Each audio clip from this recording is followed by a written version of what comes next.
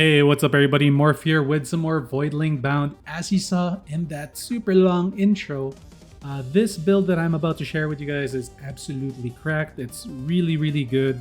I reached all the way up to 300. Actually, it was 301. But yeah, I was playing for quite some time already and I really wanted to go to sleep. So I decided, hey, let's cut the run at 301. And if I do want to make a massive push again, I can try again on a different day. But I did not die with this build. I could have actually gone even further. So here we go. Before we get into the build, you guys need to learn how to make a neutral voidling. So I'm about to teach you guys now. So go over to the nest right here. Click this first slot. You're gonna want to first put all the necessary abilities, the primary ability, secondary ability that you want, and the 3 perks, plus you want also the correct stats in your voidling. Put everything first, it doesn't matter what element it is, and what you're gonna do is you're gonna run it through the nesting, right? So you put this one in, this is the one that we made, we spliced it, and you want to breed it with a neutral. You see that diamond or whatever star, it's like a diamond thing next to the 20. That circle with that shape is neutral. That's what a neutral voidling is. And what happens with neutral voidlings, it removes the elements of your abilities. And for the primary and secondary ability, if it does a status effect, it transforms that status effect into bleed rather than poison, rather than whatever, right? Whatever it is, it becomes bleed. So you're gonna want to then start the breed, do a mission, come back, check on the egg, and an example of what might be a result of that breed is something like this. Right, let's take a look at this thing. Press F1. You see it becomes Seeker Burst does bleed now. Poisonous Crater does bleed. No element, no element, no element. This is what you're going to want to make for this build. Something exactly like this one. However, this one is lacking on the ability points, meaning I did not get the full-on effects that I wanted with this one. So I had to make another one, which is this one, right? This is my perfect, I think this is my perfect one, or maybe it was actually this one. Honestly, it's this one. I think it's this one. This is my perfect one with all the necessary ones that I'm about to share with you guys in just a little bit. Alright, so that is how you make a neutral voidling. It's gonna take a few attempts. It's not instantly gonna transform it into this thing. Sometimes it's gonna give you like a combination of a bunch of them. Let me try and find one if I have one. Nope, that's not one. Nope. Sometimes it gives you something like, let's say this one. See, this one still, it's a neutral, but it already has disintegration stacks. This is another build that I made, by the way. But yeah, it's gonna do that. But you want everything to be exactly like this one. Neutral, neutral, neutral, neutral, neutral. Unfortunately, I was not able to get the eye color, but that's fine. I could just splice it again if I really want that eye color to be in there. That's the same thing with the parts. Sometimes you're not gonna get all the parts, so you'll have to re-splice it until you get all the parts. Now you don't have to use the same one. You don't have to use the same neutral one. You can already use a spliced one. Let's say you already spliced it and you got this one already. You could then use this one as your replacement or your parent rather than this one right here. Alright, now that that's over, now that you know how to create your neutral voidling, let's go over to the splicer so that you can see what I did with this thingamabobber. Actually, we don't need to go to the splicer. I might mess up and delete it. Alright, let's just take a look at my voidling right here. So the primary ability is Seeker's Burst. It's nice because it's a homing projectile.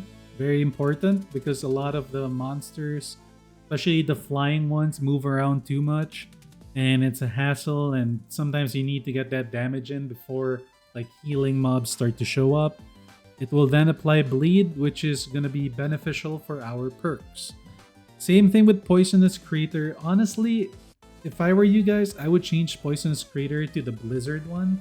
The Blizzard one with this build is actually better. It's actually a stronger secondary than Poisonous Crater. Although Poisonous Crater is pretty nice because it's a massive AoE, I would prefer Blizzard Crater. So that's a little tip for you guys. Put Blizzard Crater instead of Poisonous Crater right here. Slash and Bash. This is nice as neutral, and it's going to be very important in the way you play this build, especially later on in the 200 plus depths. It's very important. Counter Blast is awesome. You're going to be spamming this as much as possible. And of course, this is your big one-hitter ability when you're dealing with the no modifier bosses.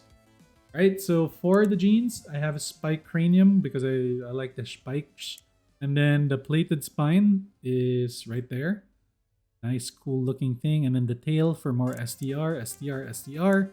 And lastly, finned limbs for agility. You still want that agility even though you're gonna cut or remove your critical hit chance in half.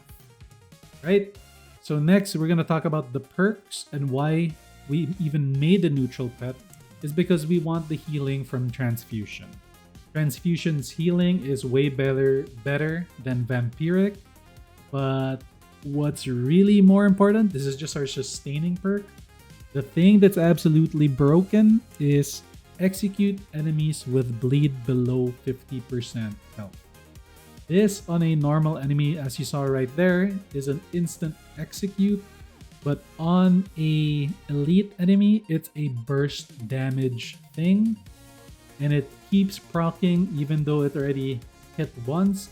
It will continuously proc burst damages very quickly until the enemy is executed. That's how you're able to burst down those triple modifier level 200 plus bosses, or those elites that have those triple modifiers as well. Healing mobs stacked on top of each other, that's the worst thing. This is gonna be your perk to deal with those healing mobs, as well as your execute from your tertiary ability, because when the enemy is about 25% HP, your melee ability will execute it, and it does like an AoE on the last thing, it does like a tail whip thing, which is nice because it's sometimes really hard to find the healing mob, especially when there is a protector mob, aura mob in the team as well. So yeah, it's pretty hard, but because of the AoE of your tertiary as an execute, plus you have another execute here, it is very, very strong, and you can deal with big pools of enemies with a bunch of healing on top of each other. Now, 2 healing is manageable. You can deal with that. 3 is a little bit trickier. 4 is impossible. You have to move around, try to kite them and burst one down immediately, and then deal with the other 3. That's how you have to play it in late game. It's actually really hard, and I didn't show it on the intro because it would take too long, right? But that's what I was doing with those mobs. It's a 10-minute intro. All right, so our last and our hidden secret super OP perk. I've used this before. This was on my Morphang build.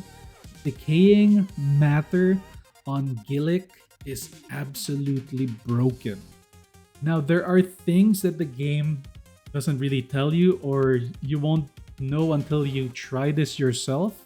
But when you become a colossal or gigantic or giant, colossal freaking voidling, your AoE abilities are bigger. They are bigger as well as your height and your jump is also higher. You're able to get through a ledge that normally takes a double jump with a single jump. Another thing, it makes it so that because you're bigger, your projectile size is also bigger. Your left click, and you're also kind of closer to the enemies in a way. Like the time it takes for your projectile to reach that guy isn't gonna be the same as if you were small, because of the projectile size. I don't know if I'm coping with that. I feel like it is true though. It matters. The size of your Voidling matters, especially when it's a giant one at that. But that's not the only reason why this thing is really good, and honestly, it's kind of broken. You automatically have 3 armor up all the time, even though if you spam your defensive ability, which is counter blast, you will be able to stack up that armor to up to 6. It's just nice that you can get it up there faster. You'll always have your armor at around 3, and that way you'll never get bursted down. The problem with a lot of builds, if you don't have armor in it, you will get one-shot bursted by a random ability that hits you out of nowhere. But having that 3 armor up all the time, it's never gonna one-shot you. That's the beauty of decaying matter. Also, the speed. You already have 3 stacks of speed immediately, and you can gain even more once you hit your counter blast. You move around really fast with this build. It's awesome. Plus, you get that 3 damage buff, which is really great. But the real secret of this build is that the colossal size really does change the way your skills work, and its effectiveness, the area, the AoE of it is so much better than if you were a little itty bitty Voidling. Another thing, because you're gigantic, you do not get clipped by... If you get surrounded, you don't get body blocked. You can easily jump over them. It's a nice little bonus, and you take it for granted. But yeah, being a gigantic Voidling is a huge buff. Alright, so now that we saw everything with the perks, let's get into the catalyzers. Again, these will proc your execute and your transfusion. That's why you put bleed. That's why we made a neutral frog, because there's no way to apply bleed with the frog. Alright, take this thing out. For our stats, you're gonna use blunt force, crit chance to counteract the blunt force, true neutral because we are a neutral Voidling, so elemental damage doesn't matter to us. Which also, our damage to the enemy is not affected by... We don't get weaker against certain enemies, it's the same, right? It's like running plasma. You want to run speed because you want to be able to move around fast in the map. Can't stress enough how important that is. Especially in later maps like 200 plus, the whole field, the enemies in 200 plus, guys, they're all triple modified elites, if not single modified elites. They're mostly elites, and you just run through them, get through the portals, do the activity, beat the boss, and then go to the next one. For your flex slot, which is this one, it's your defensive one. You cannot not run a defensive one. I feel like, yeah, it's a little risky because I have been bursted down even though I had that 3 armor buff. I reached below 500 at one point, so you need around 1,500 plus HP, and also the armor. The 30 armor, you benefit from it with the armor buff, so I think this one's good. So reinforced vitality, anything with armor or HP is good. You could run, I don't think this is good. Maybe this one. This one's most likely the easiest and cleanest one because you benefit from both. You could run this HP plus 100%.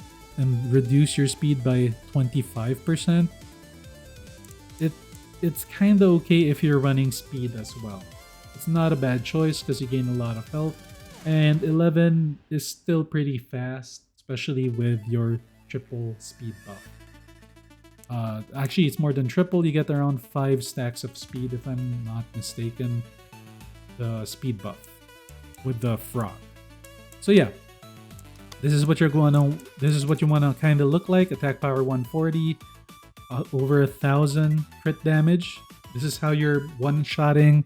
I've made a lot of one-shot builds. This is another one of those one-shottable builds, but only for the non-modified bosses. And I'll one-shot the modified bosses. Honestly, it's impossible to one-shot those. Alright, so that's it for the video. It's a little bit of a long one. 10-minute intro, 15-minute explanation. But I think it's well worth your time. If you guys liked it, leave a like, comment below. Let me know what you think. I am gonna attempt to make another Voidling. I'm gonna just make builds. Currently, this is my best one ever. It reached 300 for God's sake. Yeah, I don't know if anybody has reached deeper. Most likely they have. But at least on YouTube, I think I reached the deepest. Alright. Subscribe for more, and I'll see you all on the next video. Peace.